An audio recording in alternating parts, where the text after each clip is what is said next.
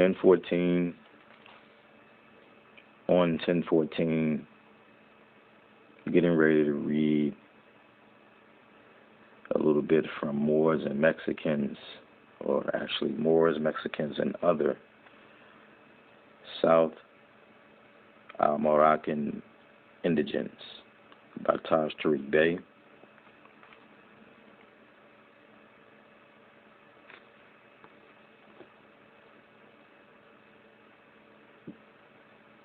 Again, that's Saturday, 14th of October. Started this recording at 10:14 a.m. Not even really realizing that at the moment. So I'm going to look those numbers up a little bit later. You dig? But,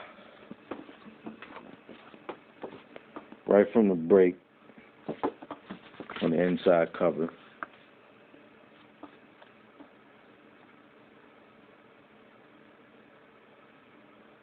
think United States. The United States is a broadly used term that has several meanings.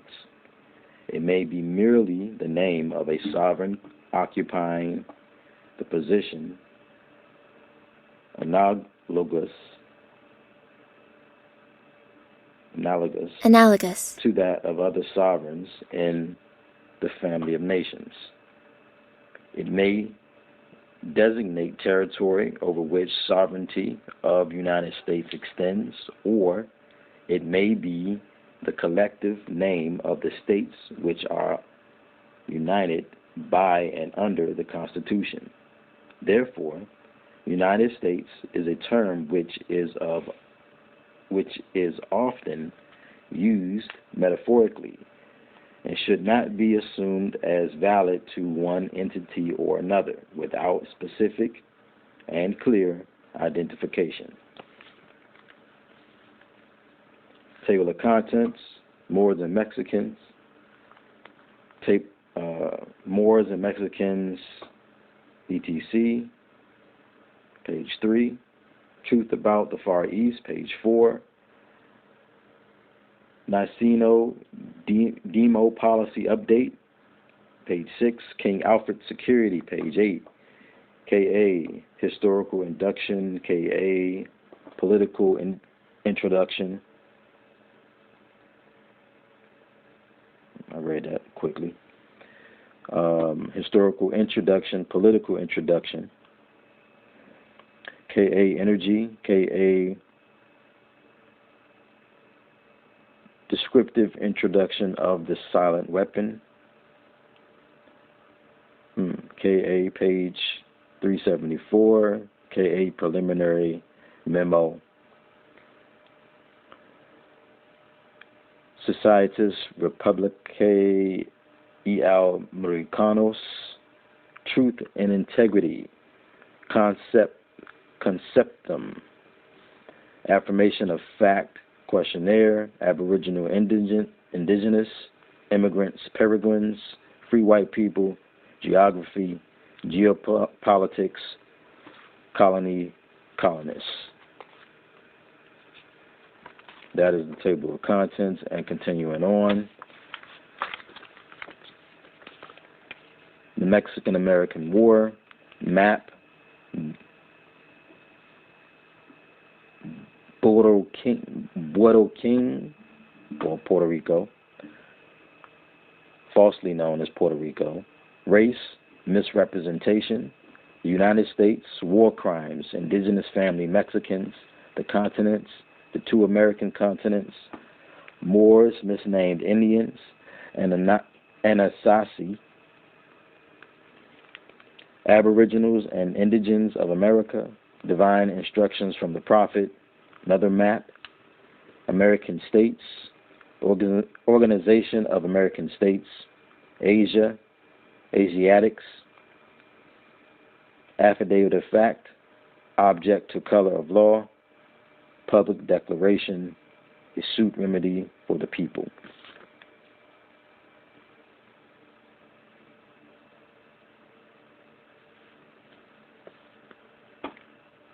So page 3, Moors, Mexicans, and the South Al-Moroccan Indigens.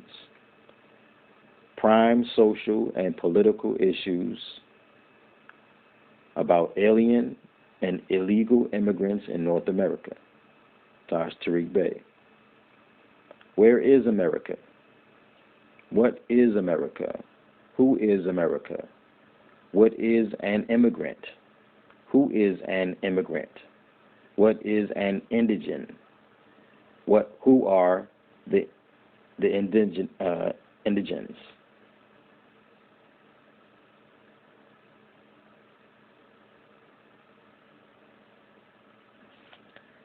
An interesting dynamic comes to light when considering the social, political, and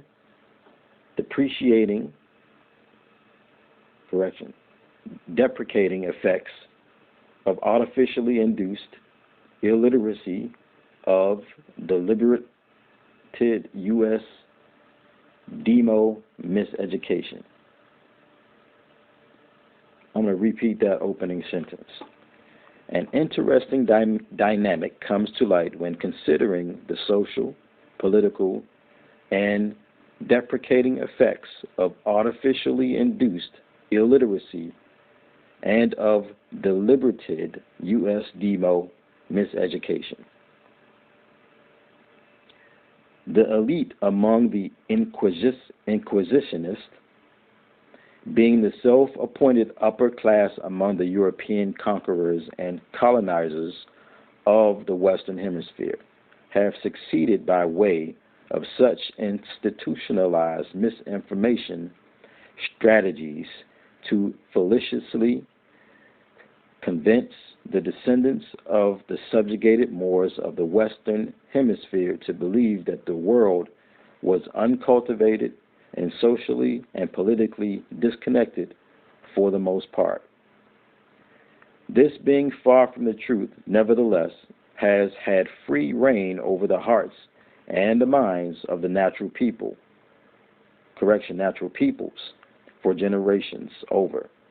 But this is a new era of time now. The truth about the advanced knowledge of the ancient Moors, about their expansive and progressive dominions encompassing the Al-Moroccan continents, and the suppressed truth about their present-day misnamed, misdirected, and branded descendants shall be and will be exposed to the world.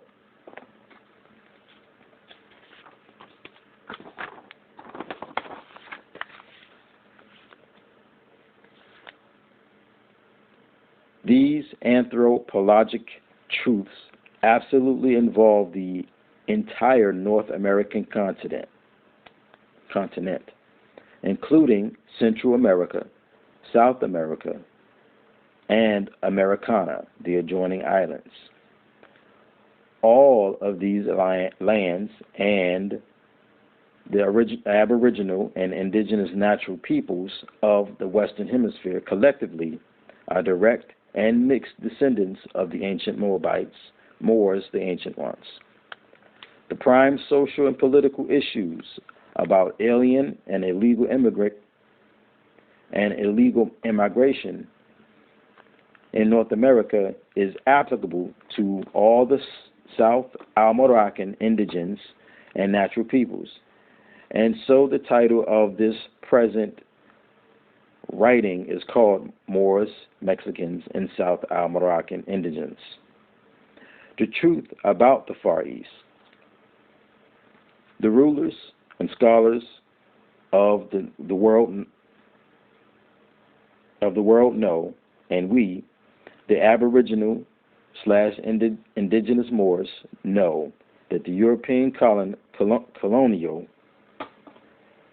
Peregrines, Inquisitionists, have established their Roman order in the extreme west Maghreb. I'm going to repeat that. The rulers and scholars of the world know, and we, the Aboriginal indigenous Moors, know that the European colonial Peregrine Inquisitionists have established their Roman order in the extreme west, Maghreb. The motive and mission of the Inquisitionists was and is to gain control and to corrupt the seats of power in Northwest Amexem, North America, by way of usurpation. We, the true indigents of the land and others of the conquered civilized world, are aware of the historical facts and know that the present social and economic human suffering in the West has origins from the negating effects Niceno-colonialism. It has been the misuse of and the abuse of that usurped political and economic power that has and does bring injury to the natural peoples of the true Far East, which is now geographically referred to as the West. It must be noted that this was a political act and not a mathematical calculation determined by true astrology and astronomy. The Northgate Territory, North America, and its natural peoples were, are, and is the main political conquest target for the Constantinopolitan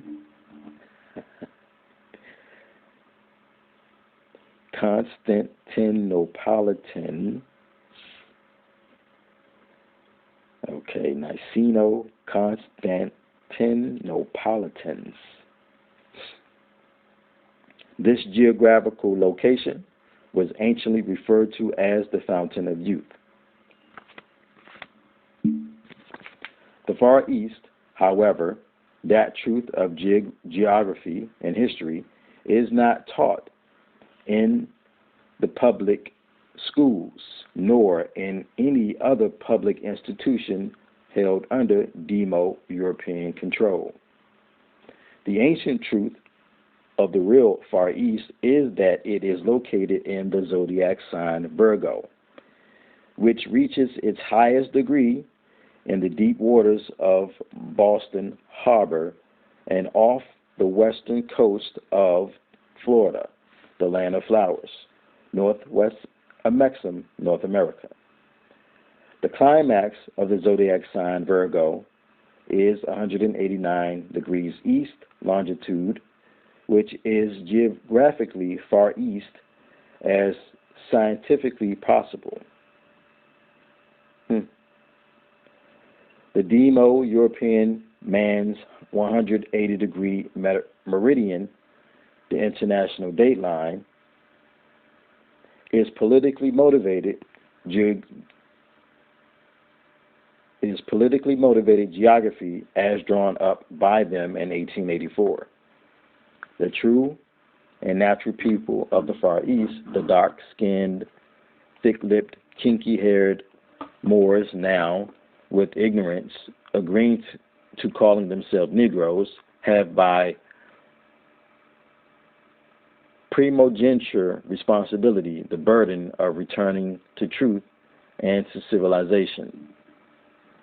They will have to re-educate the masses of humanity back into their true history and natural zodiac culture.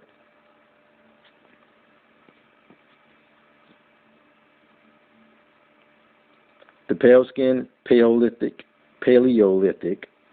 Franciscan nation of people have disingenuously miseducated the world Inquisition and changed the course of human events with their pens. After burning books on a massive scale, they have successfully twisted and distorted true history, juggled and changed the Mappa Mundi, and have altered the names and the locations of nations. Global geography was modified to such a degree as to send the civilized world into a complete state of utter confusion. If the Demo-Europeans demo Europeans had not achieved this worldwide destructive feat, it would have been impossible for the Niceno-Inquisitionist European colonists to rise to the dominance and rule the world for their first time in history. The Niceno-Demo Europeans attacked the North Continent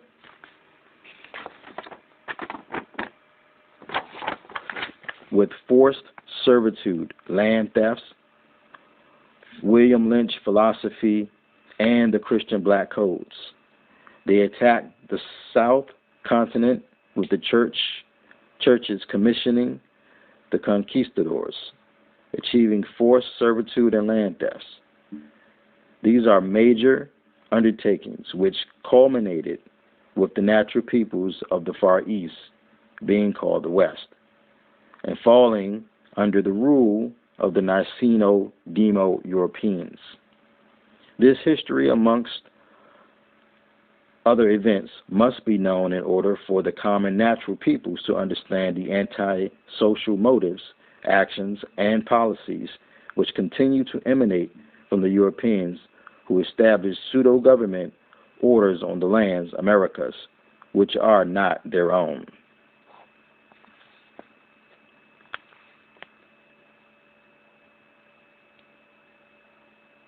Niceno-Demo Policy Update. True world history is an important component of a good education, as it reveals much to the trained eye, as well as enlighten those less subject to naive thinking. Much can be learned in spite of deliberated deletions, eliminations, and alterations made through Index Librorum Prohibitorium and Index Expurgatorius. Index Expurgatorius. All right. Index Librorum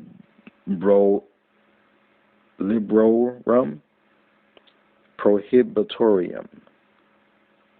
Librorum. Index Librorum Prohibitorium and Index Expurgatorius. Index Librorum Prohibitorium. Index Expurgatorius. It must be remembered that a colonist is always a colonist, and that generations of descendants does not and cannot change the descent nature of man. Europeans are still Europeans, and a colonist's motive is to steal and to subjugate U.S. Demo Europeans.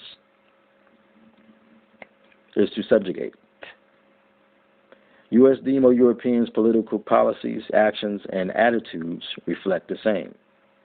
We will now take the time to exhibit an impacting excerpt from an updated addendum to the Christian Black Codes of 1724. In harmony with the conquest mission of their Roman fathers, the U.S. Demo Europeans initiated an updated contemporary crusade military plan.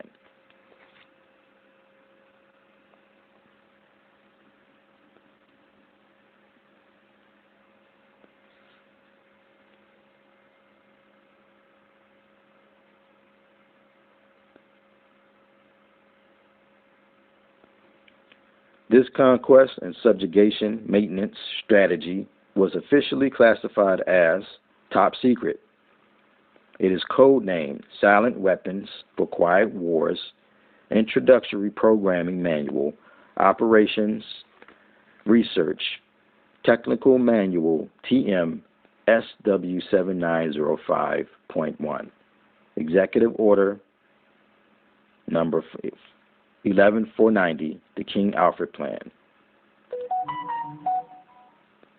It was, with heavy redactions, deletions, and missing pages, released under the Freedom of Information Act, and is an unpretentious document of crusade intent and an update of the U.S. Demo-Europeans World Conquest Plan. It is definitively a refinement of the Christian Black Codes of 1724 A.D. The Aboriginal and indigenous natural peoples of the Americas, Moors, Mexicans, and other South Al-Moroccan indigents must be cognizant of the truth about the long-term strategies initiated by the occupation of Nassino forces from Europe. Due to miseducation, some of the ignorant among us think that hostile-speaking Europeans from North America are merely misguided with antisocial attitudes and are being alleged racists who suffer to impose their prejudices upon the Asiatic of the planet. This naive frame of thinking is rooted in a lack of knowledge of true world history, and such naivety is not good. It is the responsibility and duty of those who know to teach those who do not know. The following excerpted text. The following excerpted text is derived from a few pages which are extracted from the limited, released, top-secret introductory programming manual and documents which have been known and published as Executive Order 11490.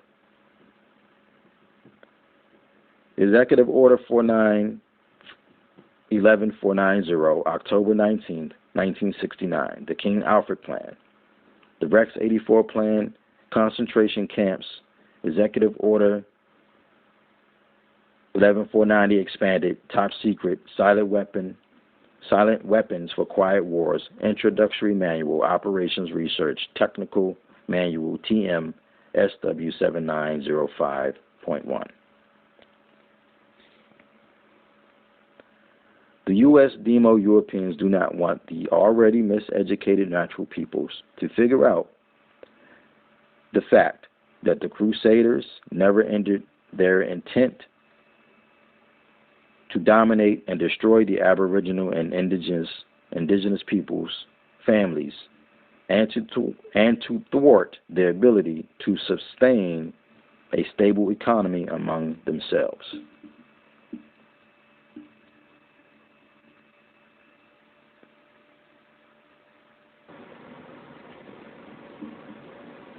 The calculated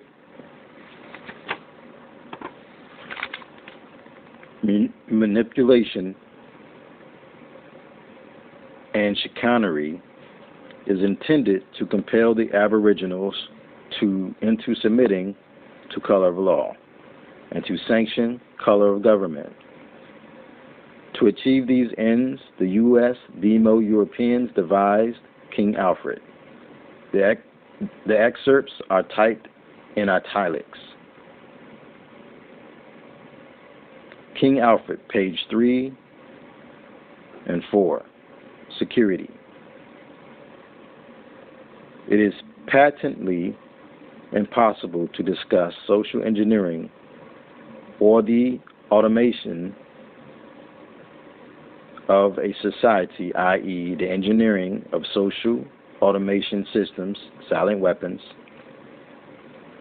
on a national or worldwide scale without implying extensive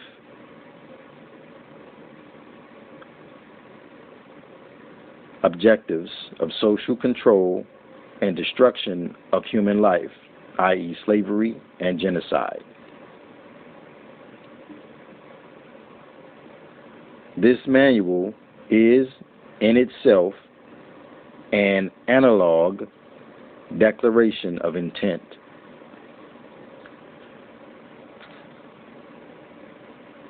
Such a writing must be secured from public scrutiny. Otherwise, it might be recognized as a technically formal declaration of domestic war. Furthermore, whenever any person or group of persons in a position of great power, and without the full knowledge and consent of the public, uses such knowledge and methodology for economic conquest, it must be understood that a state of domestic warfare exists between said person or group of persons and the public. The solution of today's problems requires hot water. The solution of today's problems requires an approach which is ruthlessly candid, with no agonizing over religious, moral, or cultural values. You have qualified for this project because your ability to look at human society with cold objectivity and yet analyze and discuss your observations and conclusions with others of similar intellectual capacity without a loss of discretion or humility. Such virtues are exercised in your own best interests. Do not deviate from them. This publication marks the 25th anniversary of the Third World War, called the Quiet War, being conducted using subjective biological warfare fought with silent weapons. This book contains an introductory description of this war, its strategies, and its weaponry. May 1979, number 74-1120. King Alfred, page 6789, Historical Introduction. Silent weapon technology has evolved from operations research, a strategic and tactical methodology developed under the military management in England during World War II. The original purpose of operations research was to study the strategic and tactical problems of air and land defense with the objective of effective use of limited military resources against foreign enemies, i.e., logistics. It was soon recognized by those in positions of power that the same methods might be useful for totally controlling a society, but better tools were necessary. Social engineering, the analysis and automation of a society, requires the correlation of great amounts of constantly hanging economic information, data, so a high-speed computerized data processing center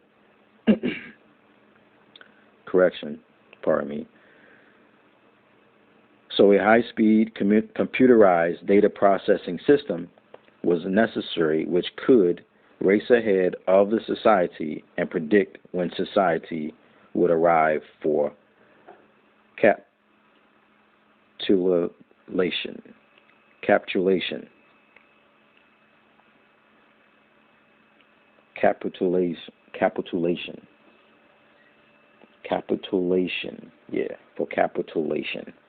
Capitulation. Relay computers were too slow, but the electronic computer, invented in 1964 by J. Presper Eckert and John W. Mauchly, filled the bill. The next breakthrough was the development of the simple method of linear programming. In 1947, by the mathematician George B. Dantzig. Then, in 1948, the transistor, invented by J. Bardone, W. H. Bratton, and W. Shockley, promised great expansion of the computer field by reducing space and power requirements. With these three positions of power, strongly suspected that it was possible for them to control the whole world with the push of a button. Immediately, the Rockefeller Foundation got in on the ground floor by making a 4-year grant to Harvard College.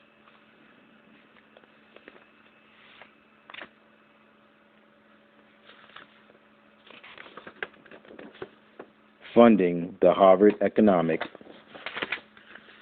Research Project for the study of the structure of the American economy. 1 year later, in 1949, the United States Air Force joined in. Pause.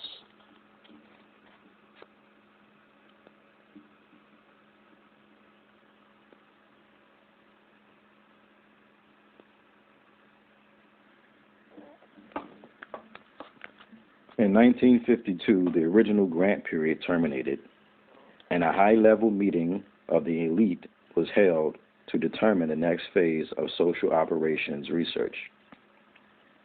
The Harvard Project had been very fruitful, as is borne out by the publication of some of its results in 1953, suggesting the feasibility of economic social engineering. Studies in the Structure of the American Economy, copyright 1953, by Wassily Leontief, International Sciences Press, Inc., White Plains, New York. Engineered in the last half-decade of the 1940s, the now quiet war machine stood, so to speak, in sparkling gold-plated hardware on the showroom floor by 1954. With the creation of the Mauser in 1954, the promise of unlocking unlimited sources of fusion, atomic energy from the heavy hydrogen in seawater, and the constant availability of unlimited social power became a possibility only decades away. The combination was irresistible. The Quiet War was quietly declared by the international elite at a meeting held in 1954. Although the silent weapons system was nearly exposed 13 years later, the evolution of the new weapon system has never suffered any major setbacks. This volume marks the 25th anniversary of the beginning of the Quiet War. Already, this domestic war has had many victories on many fronts throughout the world. Political introduction. In 1954, it was well recognized by those in positions of authority that it was only a matter of time, only a few decades, before the general public would be able to grasp and upset the cradle of power. For the very elements of the new silent weapons technology were as accessible for a public utopia as they were for providing a private utopia. The issue of primary concern, that of dominance, revolved around the subject of the energy sciences. Energy. Energy is recognized as the key to all activity on Earth. Natural science is the study of the sources and control of the natural energy, and social science, theoretically expressed as economics, is the study of the sources and control of social energy. Both are bookkeeping systems, mathematics.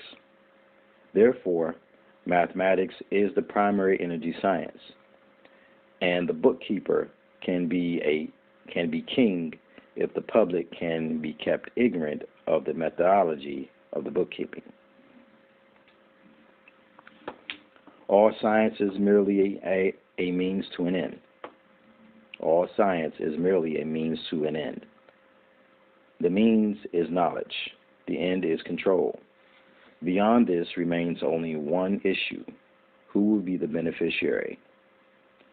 In 1954, this was the issues of primary concern.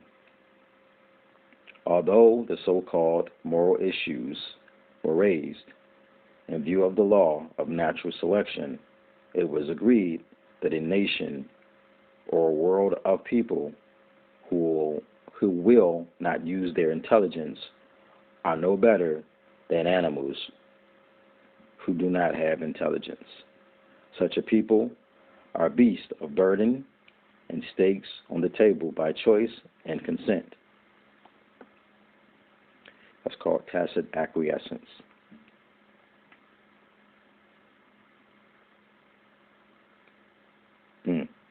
Consequently, in the interest of future world order, peace, and tranquility, it was decided to privately wage a quiet war against the American public with an ultimate objective of permanently shifting the natural and social energy, wealth, of the undisciplined and irresponsible many into the hands of the self-disciplined, responsible, and worthy few. I'm going to read that paragraph one more time. Consequently, in the interest of future world order, peace, and tranquility, it was decided to privately wage a quiet war against the American Moors, i.e. Moor, a Morderkin, a Mir, a Morderkin public, with an ultimate objective of permanently shifting the natural and social energy, i.e. wealth, of the undisciplined and irresponsible many, Negro, colored, black, Afro-American, African-American, Native American, American Indian, etc., etc., etc., many, into the hands of the self-disciplined, responsible, and worthy few, i.e., so-called modern-day Europeans.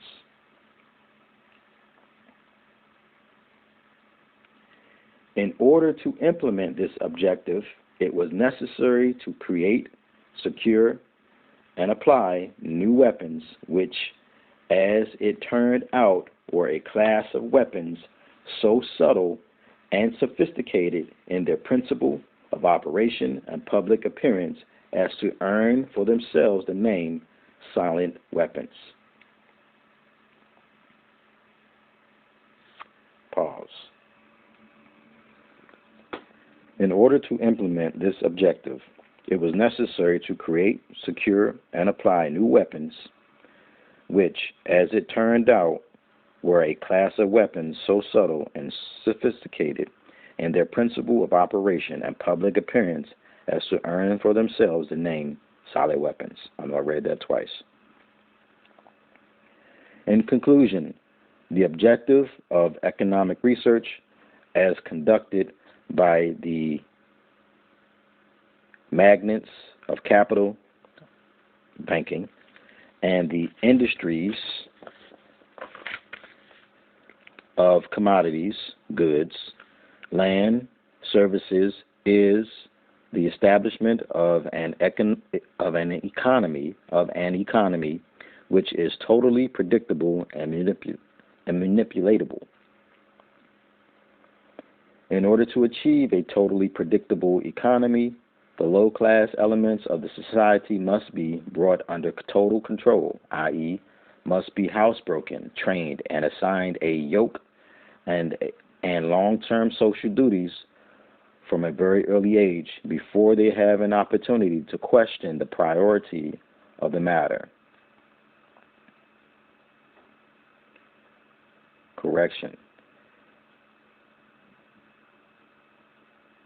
Must be housebroken, trained, and assigned a yoke and long-term social duties from a very early age before they have an opportunity to question the propriety of the matter. In order to achieve such conformity, the lower class family unit must be disintegrated by a process of increasing preoccupation of the parents and the establishment of government-operated daycare centers for the occupationally orphaned children. That last paragraph is so important, or that last section of that paragraph. I'm going to read that one more time. In order to achieve such conformity, the lower class family unit must be disintegrated by a process of increasing preoccupation of the parents and the establishment of government-operated daycare centers for the occupationally orphaned children. Pardon me. The quality of education given to the lower class must be of the poorest sort, so that the meat of ignorance isolating the inferior class from the superior class is and remains incomprehensible to the inferior class. With such an initial handicap, even bright lower class individuals have little of any hope of extricating themselves from their assigned lot in life. This form of slavery is essential to maintaining some measure of social order, peace, and tranquility for the ruling upper class. Pause.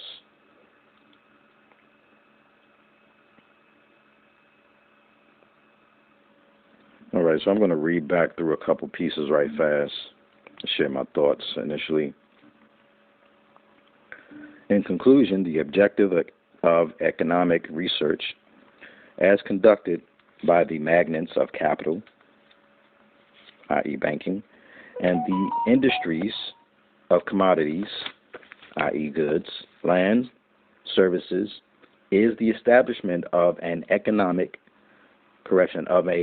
economy which is totally predictable and manipulated, i.e. here is where you get inflation from and the rising cost of so-called living.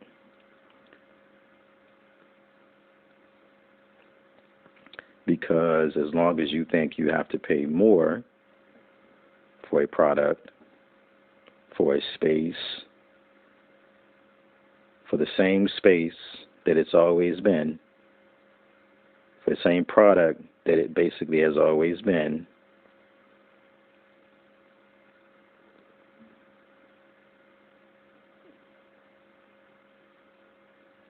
you continue to give away more of your energy, i.e. finance, for the same thing.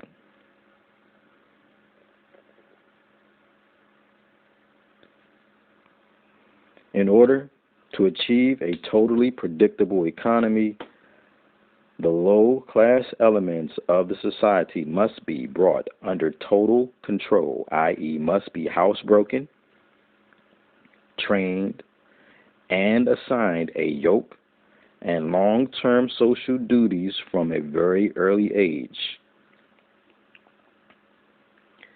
before they have an opportunity to question the propriety of the matter.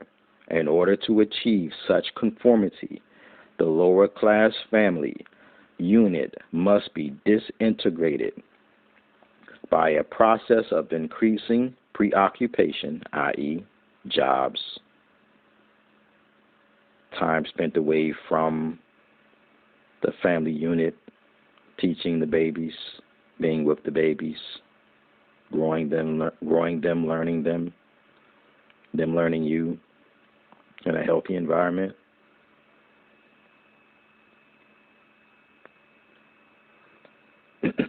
Process of increasing preoccupation of the parents and the establishment of government-operated daycare centers for the occupationally orphaned children.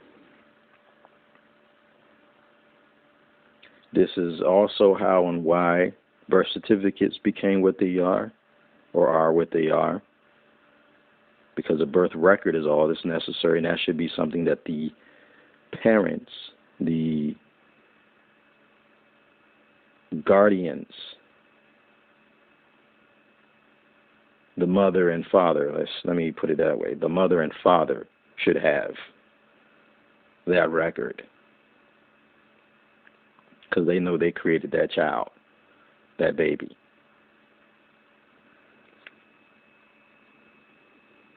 It's nobody else's business. See how they know so much about you, but you don't know nothing about these mofos? That part, they know everything about you. What you know about them. That's what you call trading places. Literally. Just like the movie.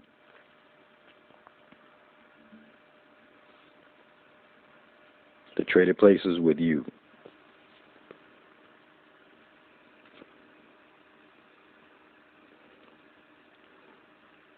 You're the government, not them. They're put in position to maintain your liberties so that you don't have to walk around keep talking about my liberties. So you can ride around, travel, in whatever form that may be, petted by your feet, motored by a conveyance, land vessel,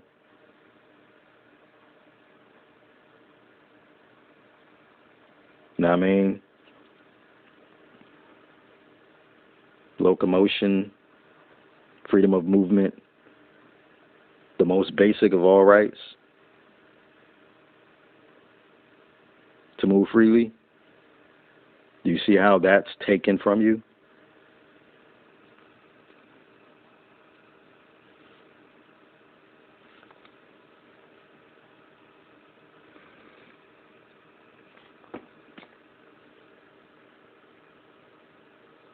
And these occupationally orphaned children, all right, I went off a tangent just a bit, but back to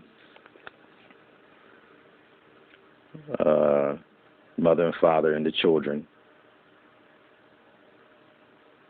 And the babies, rather. That birth record that's supposed to be yours, not a certificate. There was no transaction. So the certificate indicates. But and this is how they got CPS or whatever other initials they use in other de facto states. Pardon me.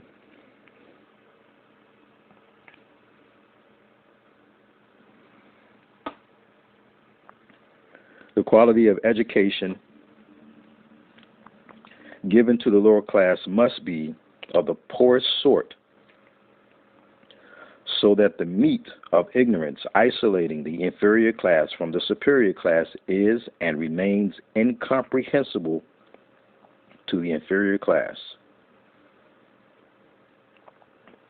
With such an initial handicap, even bright lower class individuals have little, if any, hope of extricating themselves from their assigned lot in life.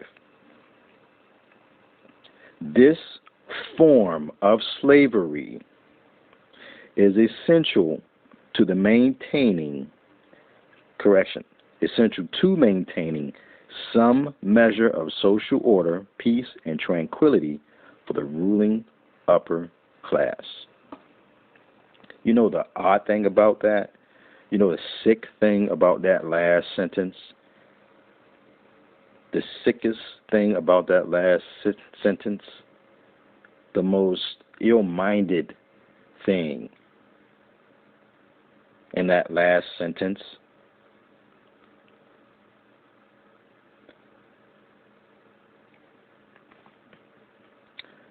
the desire of maintaining some measure of social order, peace, and tranquility, as if because they are so-called upper class that they're the only ones who are deserving of order, peace, and tranquility.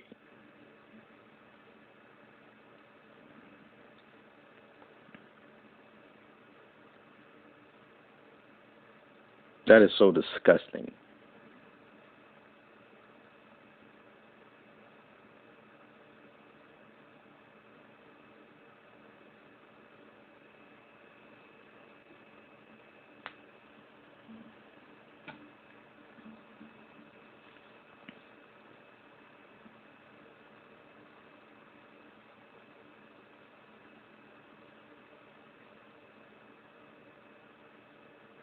If you make it and when you make it, and I surely bid you best of all capacities to do so, in whatever capacity that is, in whatever frame of existence that is for you.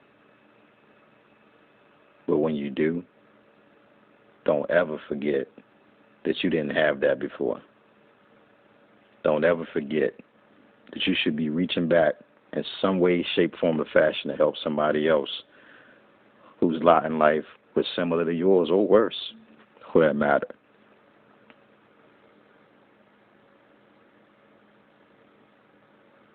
This is what's wrong with the world today. Too much greed. It's one of the issues.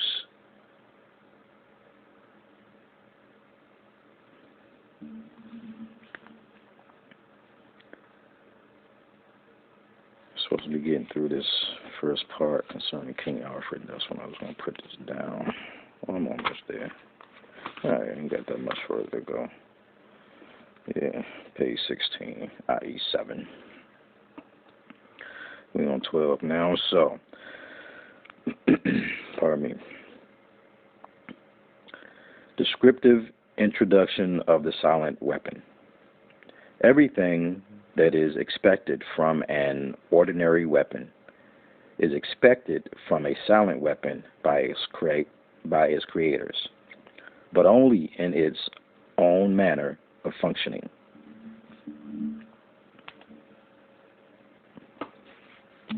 It shoots situations instead of bullets, propelled by data processing instead of chemical reaction, explosion, originating from bits of data instead of grains of powder, from a computer instead of a gun, operated by a computer programmer instead of a marksman, under the orders of a banking magnate instead of a military general.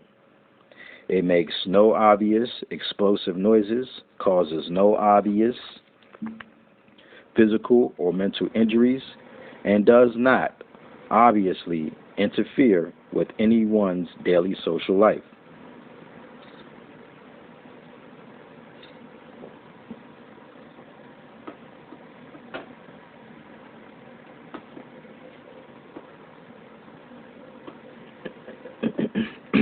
Pardon me. Yet it makes an unmistakable noise, causes unmistakable physical and mental damage, and unmistakably interferes with daily social life, i.e., unmistakable to a trained observer, one who knows what to look for. The public cannot comprehend this weapon, and therefore cannot believe that they are being attacked and subdued by a weapon. the public might instinctively feel that something is wrong. But because of the technical nature of the silent weapon, they cannot express their feeling in a rational way or handle the problem with intelligence. That right there completely expresses where my mind had been prior to being reminded of, and coming back into constitutional form of government, back into the ancient mindset of my foremothers and forefathers, the knowledge of self, i.e. the high science, i.e. more science, i.e. universal knowledge. You dig what I'm saying? That sentence right there completely breaks down exactly how I felt. Because I can see it. I can tell that something was off. I knew it as a child. I could see. And they talk about racism. I'm like, no, that's just a symptom. And they're talking about financial, this, that, and the other. And I'm like, no, but that's also is just a symptom. It's something deeper. Something more deeper. Ever more deeper. Yeah, that word. The word y'all completely afraid of saying, but you willingly call yourself everything but. And then call this other being a white person, giving them authority over you.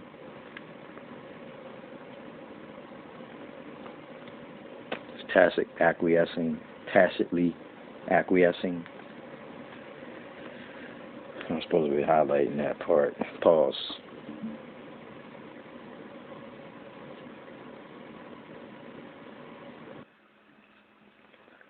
When a silent weapon is applied gradually to the public adjusts, adapts to its presence, and learns to tolerate its encroachment on their lives until the pressure, psychological via economic, becomes too great and they crack up.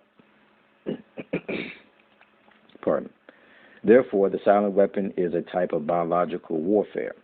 It attacks the vitality, options, and mobility of the individual, of a society by knowing, understanding, manipulating, and attacking their sources of natural and social energy, and their physical, mental, and emotional strengths and weaknesses. King Alfred, page 374. Note, the appropriate time to be designated by the President, the leaders of some of these organizations are to be detained only when it is clear that they cannot prevent the emergency. Working with local public officials during the first critical hours.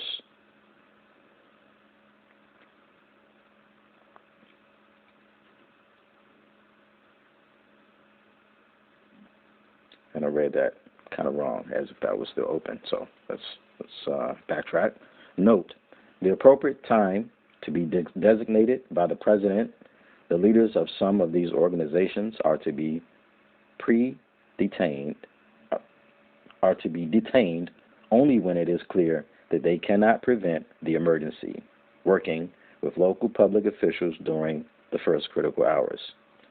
All other leaders are to be detained at once. Compiled list of minority leaders have been readied at the National Data Computer Center. It is necessary to use the minority leaders designated by the President in much the same manner in which we use minority members who are agents with central and federal, and we cannot, until there is no alternative, reveal King Alfred in all its aspects. Minority members of Congress will be unseated at once. This move is not without precedent in American history. Attorney General. Preliminary Memo. Department of Defense. This memo is being submitted in lieu of a full report from the Chief Justice of Staff. Correction. From the Joint Chiefs of Staff. That report is now in preparation. There will be many cities where the minority will be able to put into the street a superior number of people with a desperate and dangerous will. He will be a formidable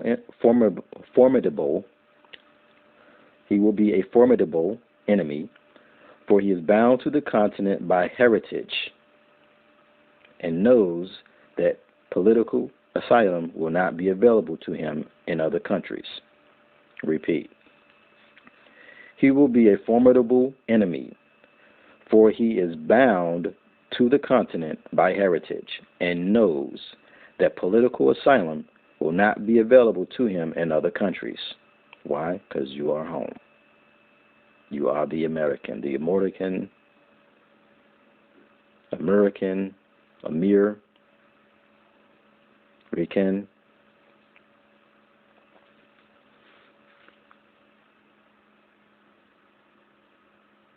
The rich Amirs of the soil, here known as presently contemporary times America, North, South, Central, adjoining islands.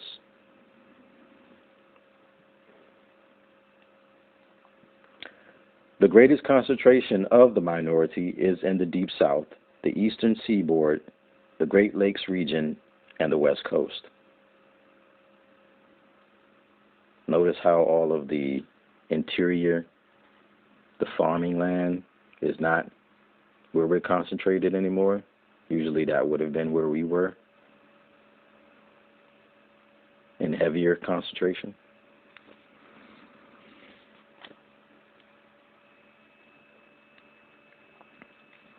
While the national population exceeds that of the minority by more than 10 times, we must realistically take into account the following. Number one, an estimated 40 to 50% of the white population will not, for various reasons, engage the minority during an emergency. Two, American armed forces are spread around the world. A breakout of war abroad means fewer troops at home to handle the emergency. Local law enforcement officials must contain the emergency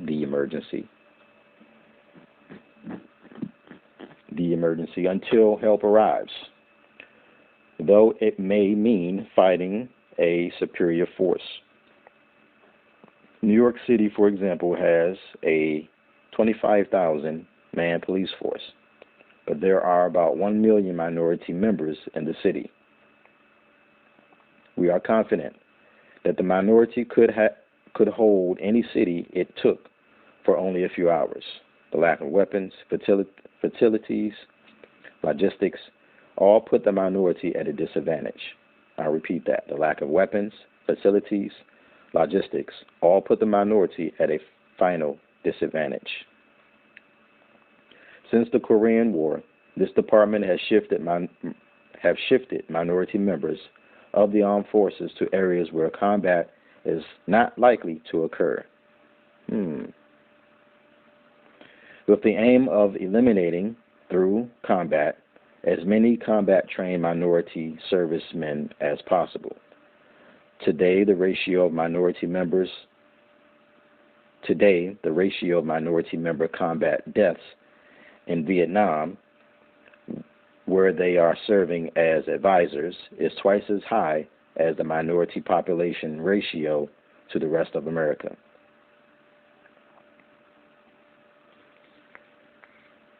Below is a timetable for King Alfred, as tentatively suggested by the JCS, who recommend that the operation be made over a period of 8 hours.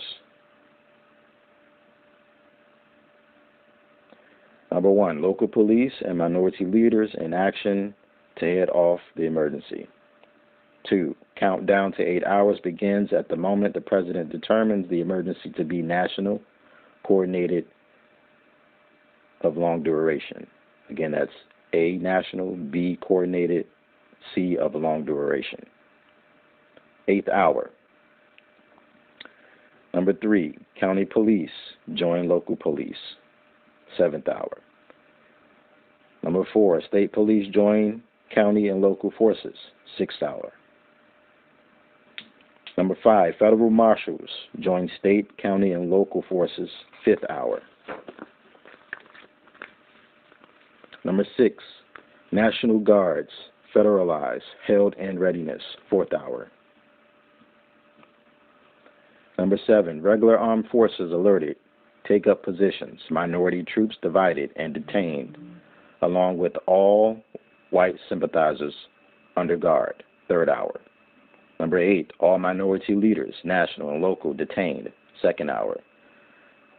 Number 9, President addresses minority on radio, television, gives it 1 hour to end the emergency, 1 hour, or 1st hour.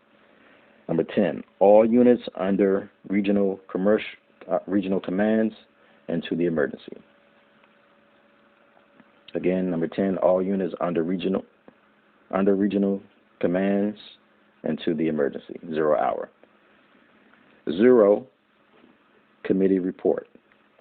Survey shows that during a 6-year period, production created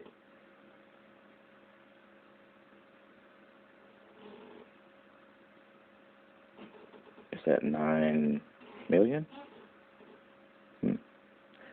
I need to look that up. I don't know how many zeros that is. Objects, or 1,500,000 each year. Production. Okay, let me go back. Survey shows that during a 6-year period, production created 9 million objects, or 1,500,000 each year. Production could not dispose of the containers, which proved a bottleneck. However, that was almost 20 years ago. We suggest that vaporization techniques be employed to overcome the production problems inherent in King Alfred Plan, U.S. Secretary of Defense. Pardon me. All right, now,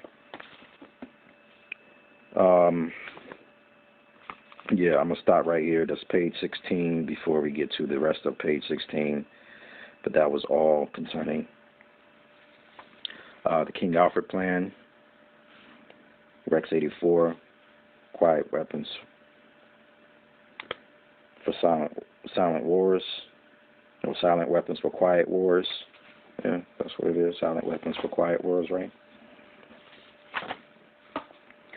But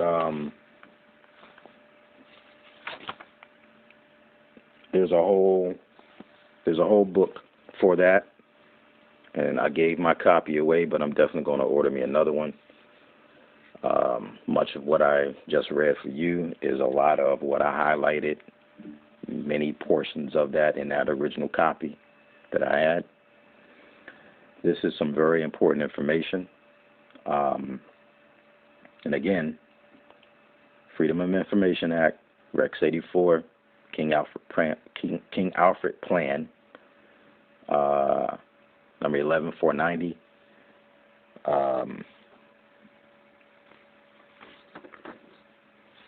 And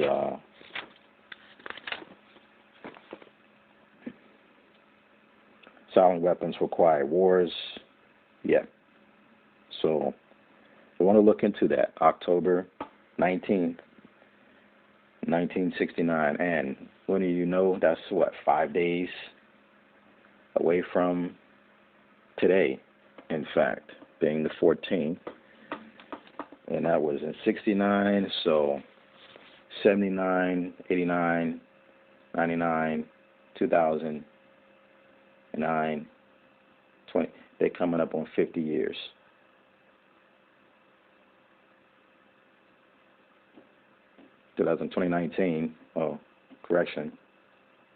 They already passed 50 years at this point. So let me go back and count that. That was what? 69, right? So 79, 89, 99, 2009, 2019. That's 50. They're coming up on 60 years. 2029.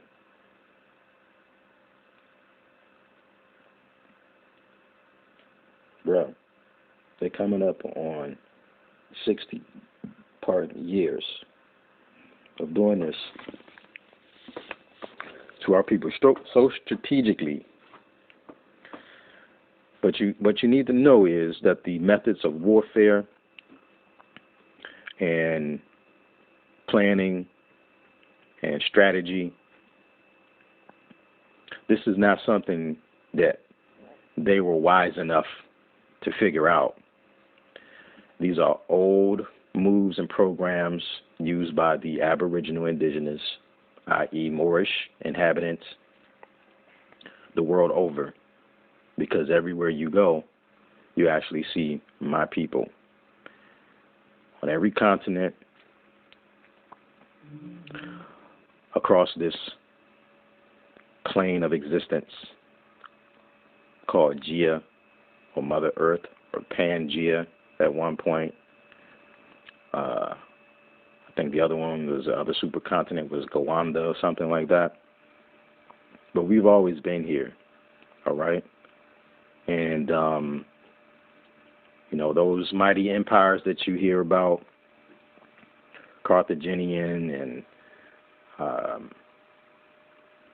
those Mindi and etc. empires of so-called Africa and Phoenicians and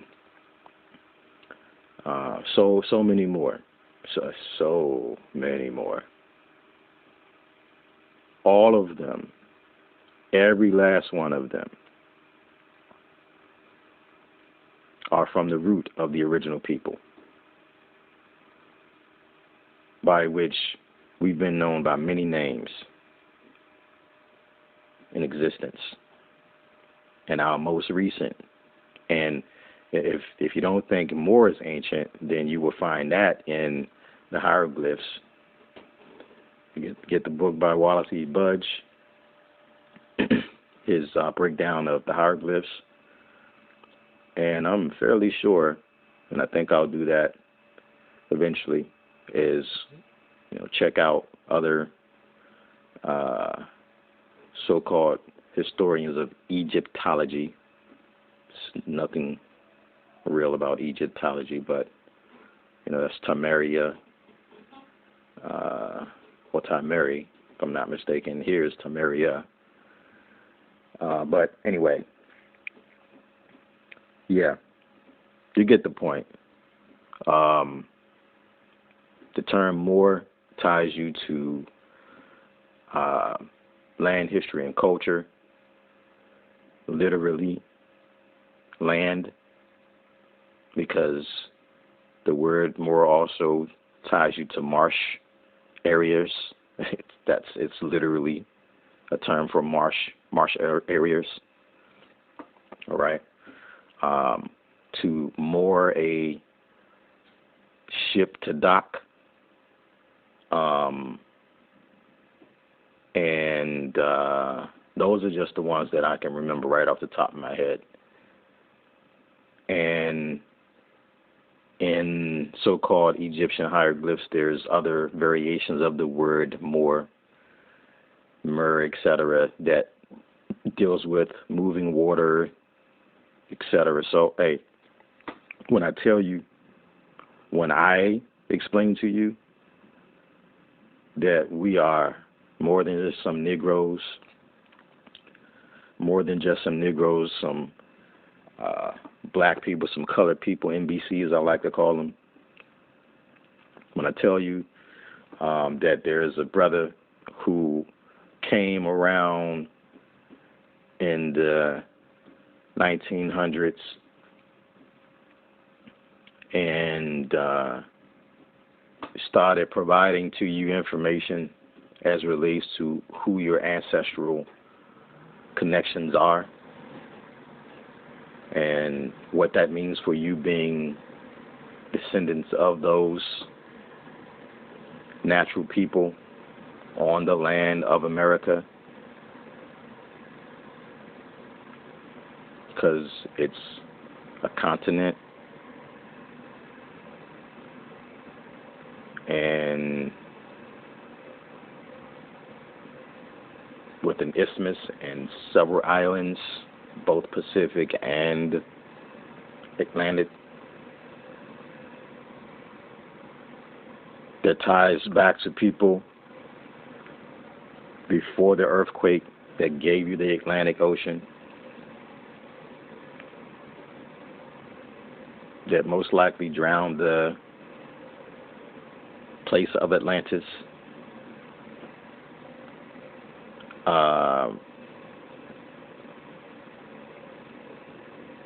I've heard of the land called Mu. I've heard of the numerous pyramids, not only here in the Americas, but across the earth plane. Mounds everywhere.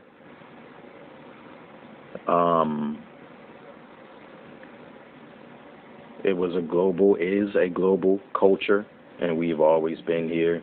And because we have chosen to chase gods that we never knew, the Asiatic natural being of the planet. And when I say Asiatic natural, that's typically those of us with melanin.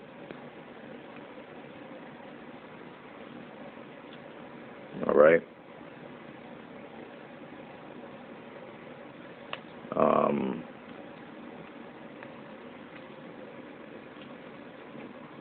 And you can see our mark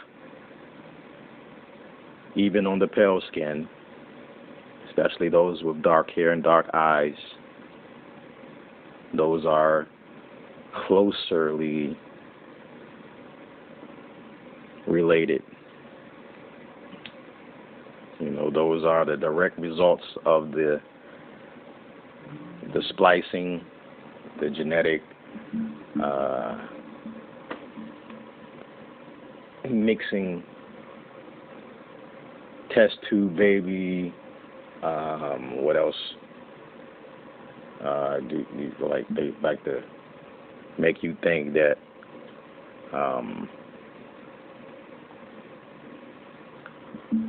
cloning is something new, and that's ancient technology, just like computers.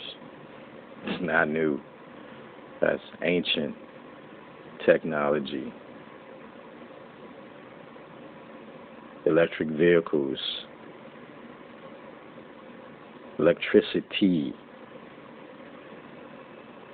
It's not new because it's based on the very energy source of Mother Earth. So it's not new. She's alive and breathing, and she's going to take out those who have been violating her.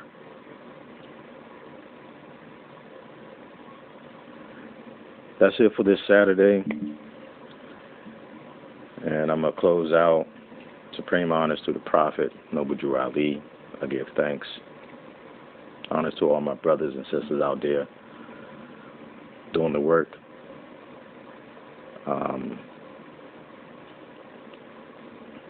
You know, those who are honorable, I will that you remain so. And don't forget, 5 on the left will keep you straight, and the 2 are your saving grace. That's love, truth, peace, freedom, and justice, nationality, and divine creed, i.e. birthrights.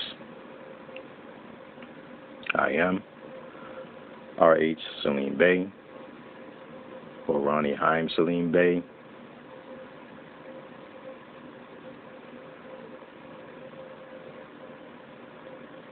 And till next time, peace.